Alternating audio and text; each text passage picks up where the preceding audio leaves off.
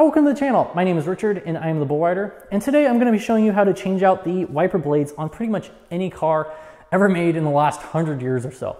And this is critically important because I went to go pick up a new truck, well, new to me, and my wiper blades I think could be in a little bit better shape. And when it comes to working on your car and doing DIY projects, the first thing I recommend is doing small projects like this. It gives you a small win, a small victory in your back pocket to say, well, I did that so I can do something else. And that's the win I want you to have before you move on to bigger projects. So wiper stalks and wiper blades come in three different varieties, if you will. The most common being the Jhook style that I'm going to show you first. The second most common being the pin and slot style that you see a lot on more modern German cars. And then the least common that I have personally seen is the tab and slot method. And I'm going to show you how to do that on a more classic car.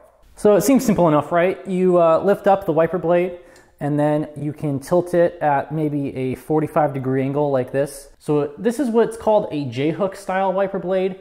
And it's basically just like a fish hook. So what you do is you turn it out like a 45-degree angle, and then you press the wiper blade towards the body of the car, and then the wiper blade is released from the wiper arm, and then you can go ahead and remove the wiper itself. This is super simple because when it comes to going ahead and putting it back onto the car, it's the same exact mechanism. All you have to do is push it through the body and then slide it on till it locks in place.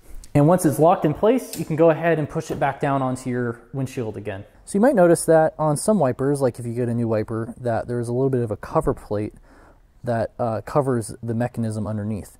So you can see on the sides, there are two little spots where we can depress in, and then the cover plate will come right off, just like that.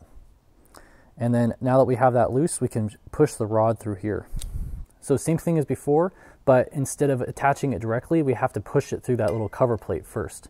So I'm going to push it through, and then I am going to slide it onto that little hook, and then push that little cover back on, and we're done. Look at that, easy. Next, I wanted to show you this wiper blade. This is called a pin type, is what I typically call it. So it functions in almost the same exact way, just one little tiny caveat. So the first thing we're going to do is lift the wiper blade up like we did with the other car.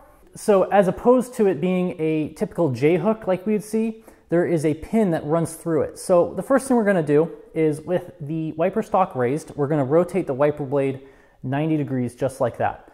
And then we can push towards the rear of the car, and that releases the wiper blade from the shaft. So wiper blades of this type have a hole inside the wiper blade that corresponds with a little pin on the wiper blade stock. And then to go ahead and install it, you find the hole on the blade and then line it up with the hole on the stock, push it in with the wiper blade at a 90-degree angle, rotate it back to its traditional angle, and then you can go ahead and put the wiper back down onto the windscreen. And then you can go ahead and do the next one, and you're done. So it doesn't matter what car you have, they all pretty much work exactly the same way for the last like 100 years or so. So even on this car that is 70 years old, it has basically the same mechanism. So you have the shaft holding it in, and if you slide it out and push it in just a little bit, the wiper blade should come loose of the wiper stock, just like that. Come on, there it is. And it's the same exact thing. So instead of a Jhook or a shaft, you have a little pin holding it in. And installing it is the same exact way. You find the hole that the shaft can fit in, and you line it up and gently push it in, and you're done. That's it. And then once they're installed, you can go ahead and put it back down onto the car.